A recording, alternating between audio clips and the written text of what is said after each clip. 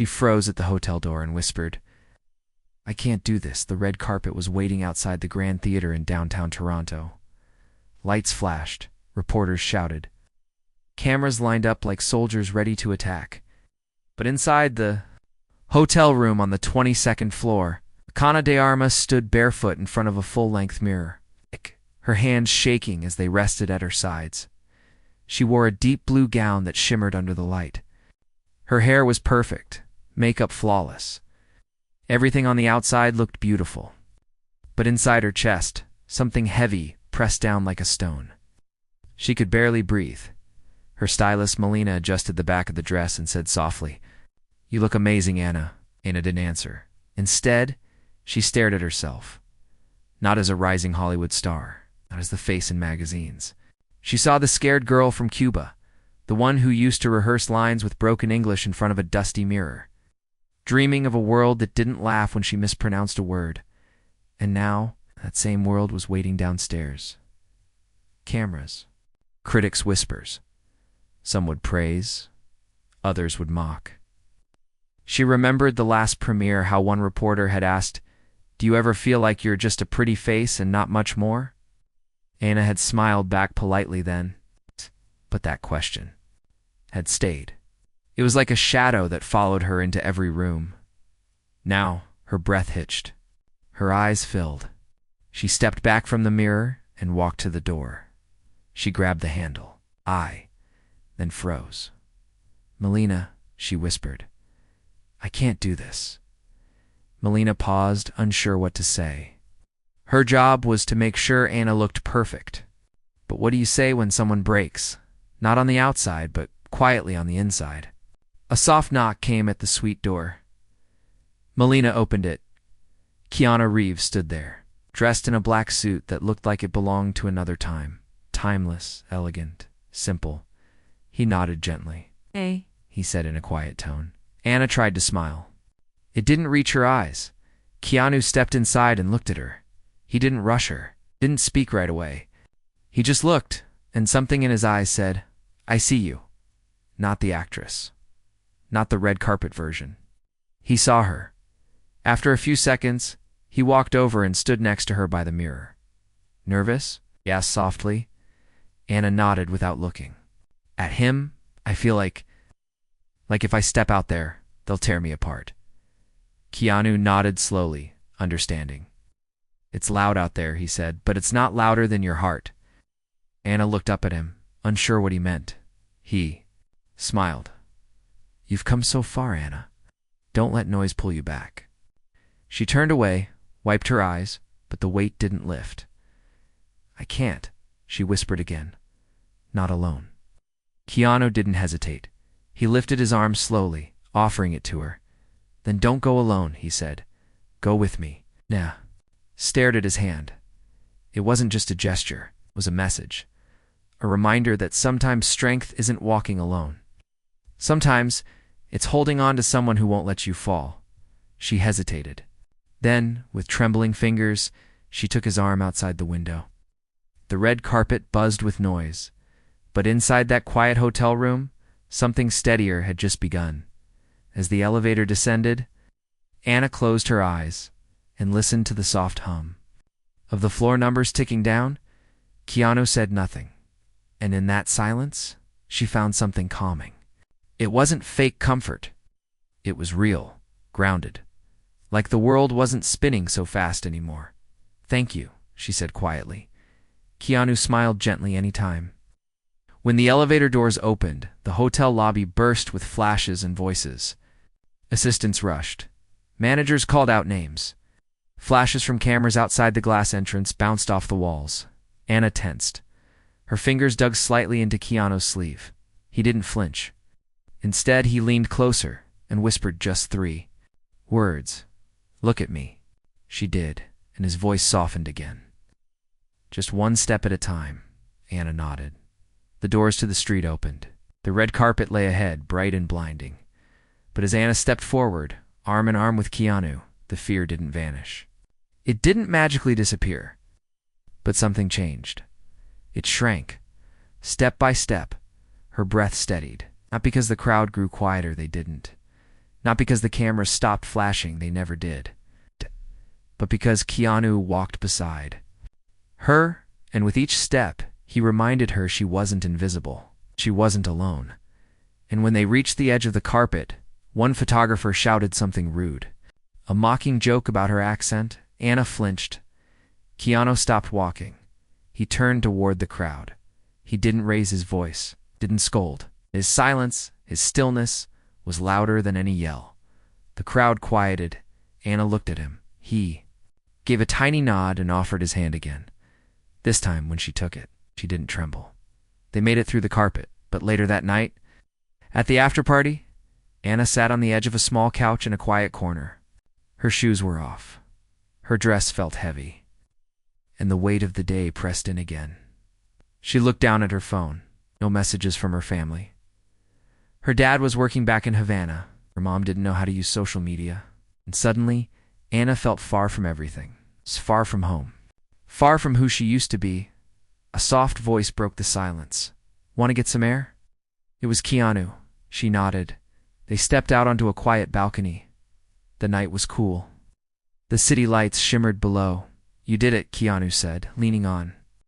The railing beside her, Anna sighed. I'm not sure I belong here. Keanu turned to face her. You belong anywhere you choose to walk. Yana looked up at him. How do you stay so calm? He smiled slightly. I'm not always calm, I just ... Listen more than I speak, Anna smiled. That's a rare gift. He nodded. Then after a pause, he said, I once skipped a premiere. Completely disappeared. Because I was scared. You? She asked. Yeah, he said. We all carry things. Doubts, memories, pain. But it doesn't mean we stop walking. Anna looked down at her feet, then back out at the skyline. My father told me, she began softly, never stop moving forward, even if your feet shake. Keanu smiled. Sounds like a wise man. Anna nodded, her eyes wet again. I miss him.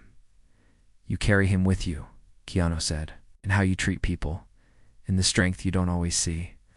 Anna didn't speak, but inside, something softened. As the night ended, Keanu walked her to the car. Before she got in, she turned to him and whispered, I almost stayed in that room. Anna nodded. But you didn't, he said. You stepped out. Anna smiled, and for the first time that night, it reached her eyes.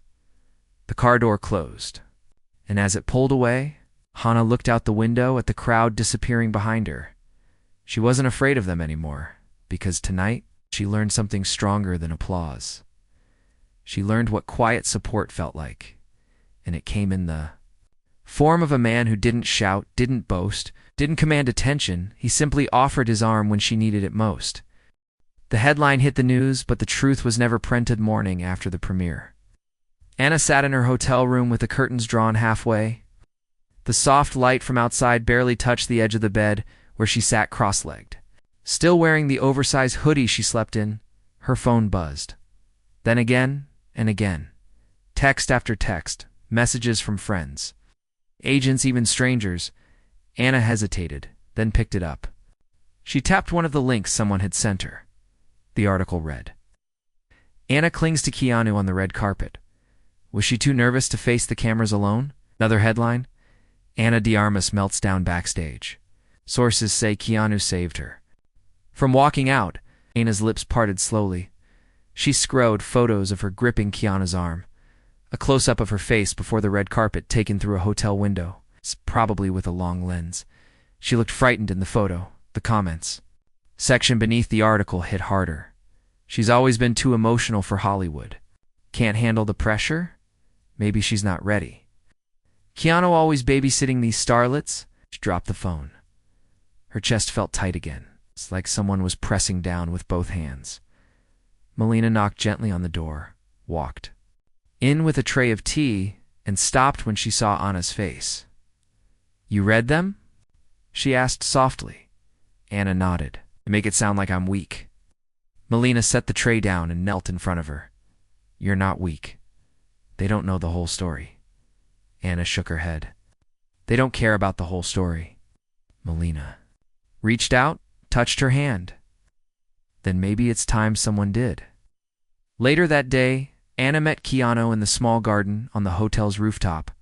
The sun was high. Birds chirped somewhere above the traffic. Keanu was already sitting on a stone bench, sipping something from a simple ceramic cup. When he saw her, he smiled. "Tea?" he asked. She shook her head, sat beside him. "Did you see the headlines?" she asked, her voice dry. Keanu nodded. "I did. Out there tearing me apart," she whispered, "and I didn't even do anything." Keanu looked ahead, calm. "That's the thing about silence," he said. "Sometimes people fill it with their own noise." Anna looked at him, confused. "When you don't speak your truth," he continued, "others speak it for you." Anna looked down at her hands. "But if I speak," she said slowly, "I'll say I'm being dramatic, emotional, difficult." Keanu leaned back. "Do it anyway." Anna looked up. He met her gaze, steady, kind. "Truth isn't loud," he said, "but it lasts longer than gossip." She smiled sadly. "You always know what to say," Keanu chuckled. "I don't. I just wait. Long enough to say it when it matters." The next morning, Anna walked into a quiet recording studio with just a small team. No media, no glam. She sat in front of a microphone and looked at the red light. Blinking on, the director gave her a nod from the other side of the glass. Anna cleared her throat. Then she spoke. "I wasn't going to say anything," she began, "because I thought staying quiet was safer. But then I remembered who I was before all this." She paused. "I'm not ashamed to say I was scared that night. I was overwhelmed. I was standing in a dress that took 6 hours to prepare. And I couldn't even take the first step." Her voice wavered slightly, but she didn't stop. "But someone reached out. It's not to fix me, not to carry me, but just to stand beside me. And I think we forget how powerful that is." She paused again. "Longer this time. To the people who saw me clinging, no. I was not clinging. I was accepting help. And that takes more strength than pretending you're fine." The recording ended. Anna stepped out of the booth, thanked everyone, and walked back into the world. By the next day, the interview went viral, but not because it was flashy or dramatic. People listened, and slowly, the tone online shifted. Comments changed. "This is the kind of honesty we need more of. I never realized how hard it must be for actors behind the glamour." Respect to Anna for saying what most people are scared to. Keanu sent her a text that afternoon. "Truth sounds good on you," Anna replied, with a photo of her smiling. No filter, no makeup. Just peace, but not everyone was happy. A senior producer at a late-night show who had made fun of her earlier now felt embarrassed. He asked his team to invite her on the show to clear the air. Her manager brought her the offer. Anna paused. "No, thank you," she said simply. "Are you sure?" her manager asked. "It could help." "My truth doesn't need fixing," Anna said. "It just needed to be heard." A few nights later, Anna and Keanu sat at a quiet booth in a small Cuban restaurant downtown. Salsa music played low in the AM. Background, Anna picked at her rice and smiled. "You know," she said, "I always thought success was being fearless." Keanu raised an eyebrow, and now she shrugged. "Maybe success is just being real, even when it's messy." Smiled. "Then you're already there." Anna looked down at her plate. "Thank you," she said again. "Not just for that night, but for everything." Keanu tapped the side of his glass. "I didn't do much." Anna looked up. "He showed up." He nodded. Double quotes always. That night, before she went to sleep, Anna stood in front of the same mirror. In her hotel room, she wasn't wearing a gown this time. No makeup, just soft pajamas. She looked into her own eyes. And this time, she didn't feel small. She didn't feel like a little girl pretending to be someone she wasn't. She felt whole. Not perfect, but strong. Because she had faced the noise and chosen her own voice. The invitation came with cameras, but Anna brought something else. It had been 3 weeks since the premiere. Anna hadn't stepped onto another red carpet. Not because she was afraid this time, but because she was choosing when to speak and when to pause. But the silence didn't last long one morning. her manager called with a careful tone in her voice. Anna, she said, the Golden Bloom Awards just invited you to present Best Director. It's the biggest night of the season. Everyone will be there, and they want you front and center. Anna didn't answer right away. I'll think about it, she said softly. She ended the call and set the phone down on her WINDOWSIL. Outside, the city buzzed as usual. Cars, people, distant construction, the kind of noise that reminded her the world kept spinning whether she was ready or not. She turned to the small table by her bed and picked up a photo in a wooden frame. It was her father. He stood in front of a rundown house in Havana, his smile proud even though his shirt was torn and his shoes had holes. They don't know who you are, she whispered to the photo, but you do. That night, she called Keanu. Do you think I should go? She asked. His voice came steady through the line. That depends. On what? On whether you want to show them something they haven't seen yet. Anna sat in silence. What if they twist it again? She asked. Then twist it back, he said, with grace. Anna smiled. Then I'm going, she said. But not for them, Keanu replied. I'll see you there. The Golden Bloom Awards were more than just glamorous. Were televised across the globe. Every major magazine sent reporters. Stylists called it the Night of Gods. Anna arrived in a car with tinted windows. But before she stepped out, she did something different. She pulled off her earrings, removed the glittering necklace that cost more than most houses, and instead of the diamond clutch, her stylist handed her. She picked up something else, a folded letter. She pressed it into her palm and stepped out. The carpet was endless. Photographers lined both sides. Stars in shimmering gowns walked past. The world watched, and then Anna stepped onto the red carpet. This time, no one beside her, no arm to hold, just her. And the moment she stepped out, the cameras roared. Flashes lit the sky, but she didn't flinch.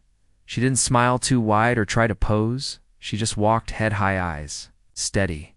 And at one point she even stopped, turned to the camera, and said softly, "Thank you for showing up." It wasn't clear who she meant, but those who knew. Inside the grand ballroom, everything glittered. Gold trim, velvet chairs, polished chandeliers. Anna sat near the front. Keanu was just 2 rows behind. He gave her a small nod. She smiled back, nervous but grounded. When her name was called to present the award, she walked up to the stage slowly. The host handed her the envelope. She held the mic and paused. A long, quiet pause. The room shifted uncomfortably. People glanced at each other, but Anna didn't rush. She unfolded the letter in her hand, the one she brought from the car, and began to read. This letter is from someone who never made it to Hollywood. Never stood on a red carpet. Never saw flashing lights. But he raised a girl who did. She looked at the audience. My father wrote this for me when I was 13. It's the only letter he ever wrote in English. She read slowly, dear. Anna, you are not made of glass. They cannot break you. You are not made of noise. They cannot drown you. You are made of love.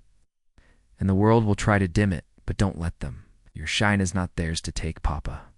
The room went quiet. Anna looked up from the letter, her voice firm. The winner of Best Director is ... She opened the envelope and announced the name. Applause broke out. People stood, but as the director walked up and hugged her, he leaned in and said, "That was the bravest thing I've seen on this stage." Anna smiled. Felt different than other smiles. Fuller, earned. Later that night at the after-party, Anna sat alone again, not because she felt left out, but because she needed a moment. Keanu found her near a corner bar, sipping water. He sat beside her. "You didn't tell me about the letter?" he said. Anna shrugged, smiling. "I wanted to keep one thing sacred." He nodded. He would be proud. "I think he is," she whispered. They sat in silence for a while. Then Keanu pulled something from his coat pocket and handed it to her. A small piece of notebook paper, folded and worn. "What's this?" she asked. "Something my sister wrote." Me when I almost quit acting, he said. I thought maybe it's time it helped someone else. Anna unfolded the paper. It read, "You don't have to be fearless. You just have to keep walking." Anna looked at him. "That's what you've been doing, isn't it?" she asked. Keanu nodded. "One at a time." Anna folded the note and held it close. "Then I'll keep walking too," she said. "Good," Keanu replied, "because the world needs people who walk with heart." As the night ended, Anna walked outside alone.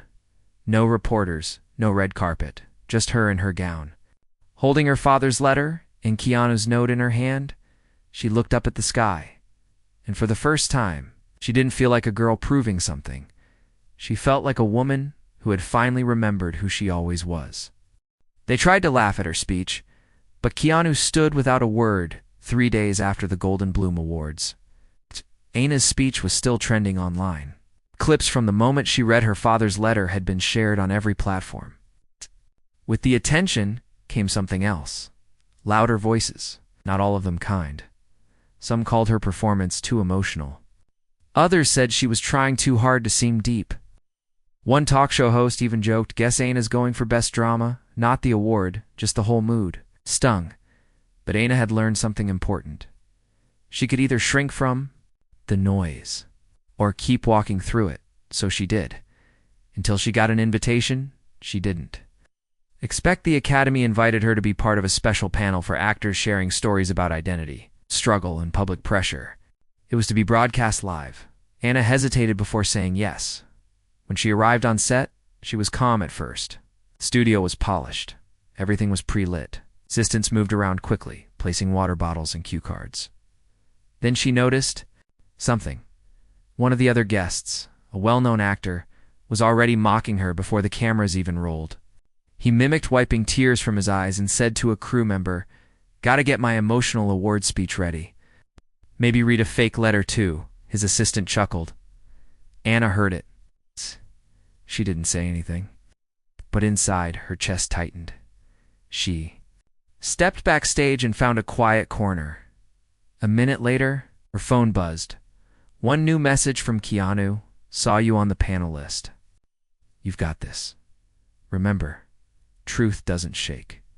She stared at the message for a moment, then took a long breath. Truth doesn't shake. She whispered, and then she walked onto the stage. The lights were hot. The cameras rolled. Panel began. One by one, the actors spoke about their work, their image, their struggles. When it was Anna's turn, she leaned toward the mic. "I used to think I had to act strong even when I wasn't," she said. "But I've learned strength is sometimes being seen exactly as you are, even when it's not polished." The host nodded thoughtfully, but then the actor beside her, same one who mocked her earlier, gave a smirk and leaned toward his mic. "Think sometimes actors forget we're entertainers, not poets," he said lightly. Not everyone wants a therapy session on stage. A few chuckles in the crowd. Anna's fingers tensed around her chair. The host looked awkward. Unsure how to respond, but before Anna could say anything, someone in the front row stood up. "Keanu. Reeves, he wasn't part of the panel. He hadn't announced he was attending, but there he was. Standing quietly, dressed simply in a black jacket and jeans. He said nothing. He didn't glare or frown. He just stood." There the laughter stopped. The host looked confused. The actor, who made the joke, looked embarrassed. Anna glanced at Keanu. He gave a small, steady nod, as if to say, "Go on, speak." And she did. "Some people think vulnerability is weakness," Anna said calmly. "But I've seen what happens when people feel safe to be real. It changes things. It heals. It connects." She paused, then added, "And if honesty makes someone uncomfortable, maybe that says more about them than me." The room went silent. Keanu slowly sat down again, but the message had landed. After the show, Nano stepped out into the hallway and found Keanu leaning against a wall near the exit. She walked up to him and smiled. "You didn't have to come." "Yeah, I did," he said. "Some things you don't walk past."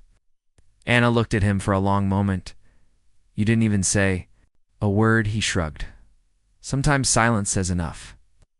Anna nodded slowly. "Thank you for standing." "Always," he replied. The clip of the moment went viral within hours. Not because Keanu made a scene, but because he did. Because he simply stood quietly beside someone being mocked and reminded the world that dignity can speak without. Raising its voice, people online responded with praise. Keanu didn't need to clap back. He just stood for respect. That's how you protect someone's light with presence, not noise. Anus. Grace plus Keanu's support equals power. Night Anna went home, sat on the floor of her apartment, and played a song her father used to hum. It had no lyrics, just gentle chords on a guitar. She stared out the window. It wasn't about awards. Anymore, it wasn't about fame. It was about becoming the woman her younger self once dreamed of, and doing it with people who didn't compete, but quietly protected. And if she had to be mocked to open the door for someone else, she was willing, because someone had done the same for her, and his name was Keanu. She almost turned down the role, until Keanu asked one question a week after the panel. Anna's life felt quieter, but not empty. She was still receiving messages. Some from strangers who said she gave them courage, some from young girls who said they finally felt seen, and a few from people she'd never expected. One message came from a director named Lena. Lena was known for creating powerful films led by quiet emotion. Her last movie had won awards across Europe. Her next film, The Quiet Side of War, was about a woman who hides during a violent invasion. Not to escape fear, but to protect something fragile inside her. And Lena wanted Anna. This isn't a loud film, Lena said over the phone. There's not even much dialogue. It's about silence. About what we hold when we feel like breaking. Anna was honored, but also unsure. The role was heavy. The script left Anna sitting on her bed for over an hour after reading it, staring at the floor. The lead character didn't have heroic moments. No grand speeches. She simply endured, quietly alone. Anna closed the script and whispered, "I don't know if I can do this." Her hands trembled. It wasn't the acting, it was what the story asked her to feel, to go into places she had buried. Loneliness, fear, loss. Memories of her childhood came rushing back. Her mother got sick. When her father worked 3 jobs. When she stood outside a theater at 15, begging for just one audition, she thought she had moved past those days.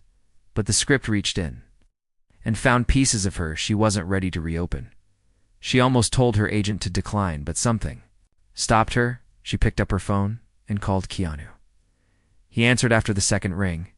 "Hey," he said, his voice always calm, like wind through trees.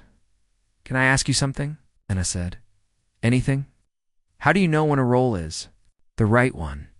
she asked quietly. Keanu was silent for a moment. Then he said, "If it scares you, but also calls you, it's probably the one." Anna closed her eyes.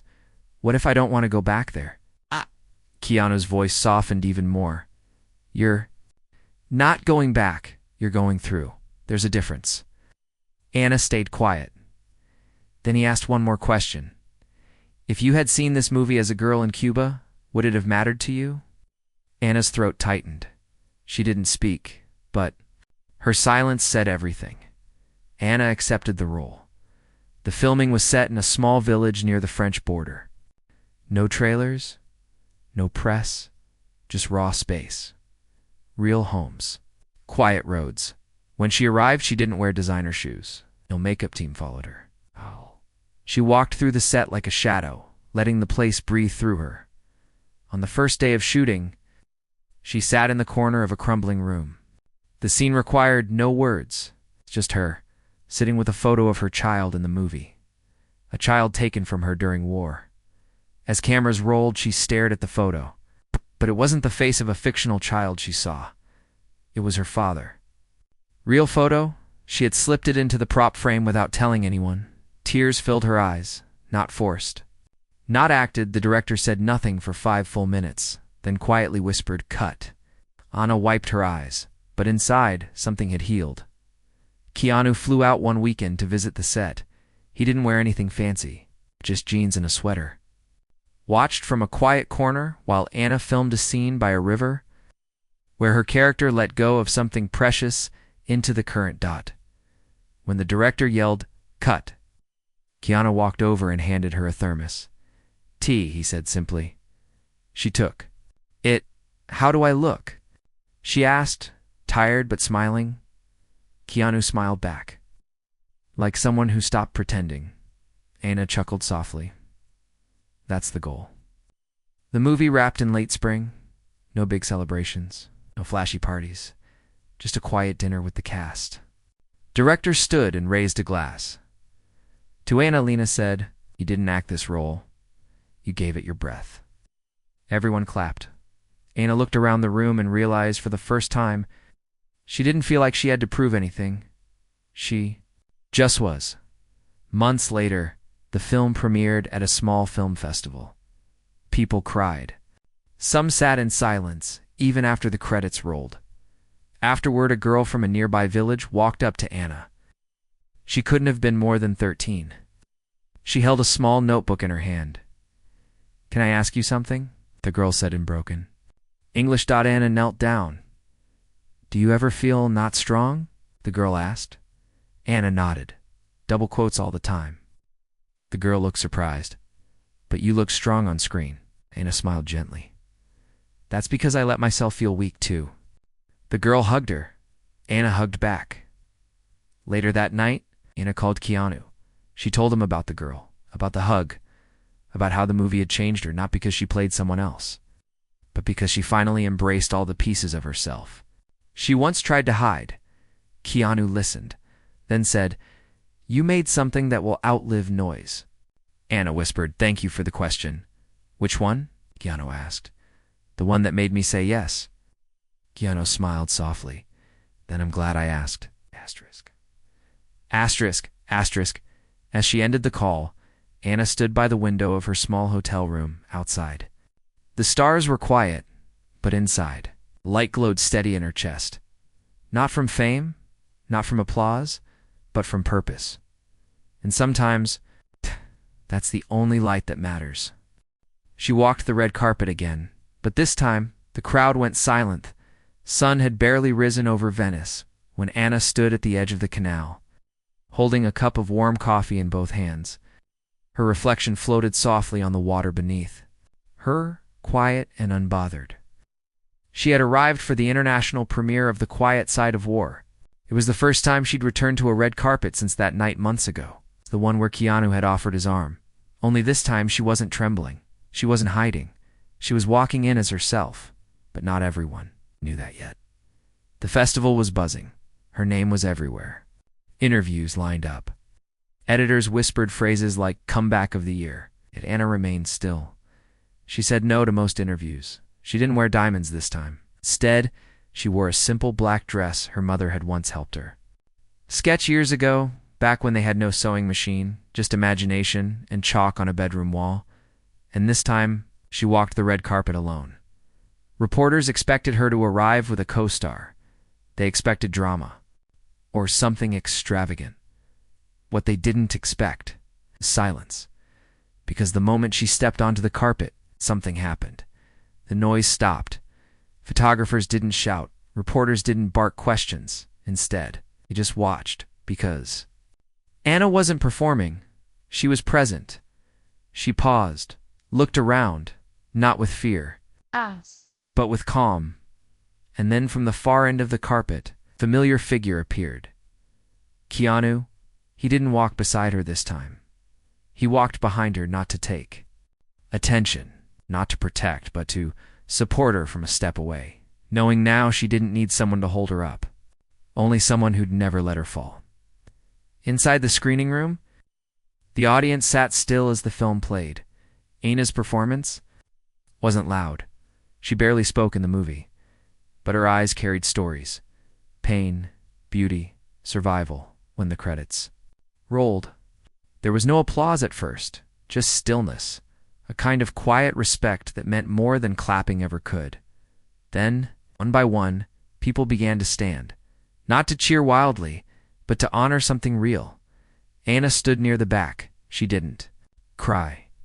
She didn't smile for the cameras. She simply nodded her head, as if saying thank you to every version of herself who had once been afraid. After the film, the director hosted a private dinner. Keanu sat beside Anna at a long candlelit table, halfway through the evening. The room quieted again. Anna stood, glass in hand. "I want to say something," she began.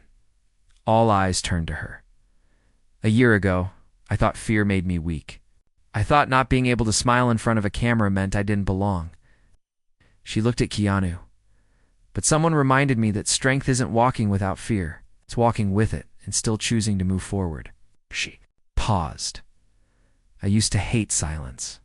Now I know it's where I found my voice." She raised her glass. "To the ones who walk with us, even when we fall behind." Everyone lifted their glasses. Keanu didn't say anything, but his eyes glistened. A few weeks later, Anna received a letter. No return address, just a simple white envelope. Written in shaky handwriting inside was a photo. It was of a young girl, no older than 8, sitting in a refugee camp, holding a drawing. The drawing was of Anna, and on the back, a small note. "She doesn't talk much, but she asked us to send this. She saw your movie. Now she wants to be brave too." Anna sat on her floor, reading the note over and over. She pressed the photo to her chest, and for the first time in a long while she cried, not from fear, not from pain, but from purpose. The next time Anna walked a carpet, she was asked one question that stayed with her. A reporter leaned in and asked, "How did you become so fearless?" Anna looked into the camera and said softly, "I didn't. Just stopped walking alone." Months later, Anna and Keanu sat on a bench beneath a tree blooming with white flowers, the same spot where they had once stood before the world tried to twist her story. She turned to him and asked, "Did you know it would all turn out like this?" Keanu smiled. "No," he said, "but I knew you would." Anna rested her head on his shoulder. The wind moved gently around them. No flashing lights, no noise, just two people, still walking, still choosing truth. And somewhere far away, another girl watched, knew she could too.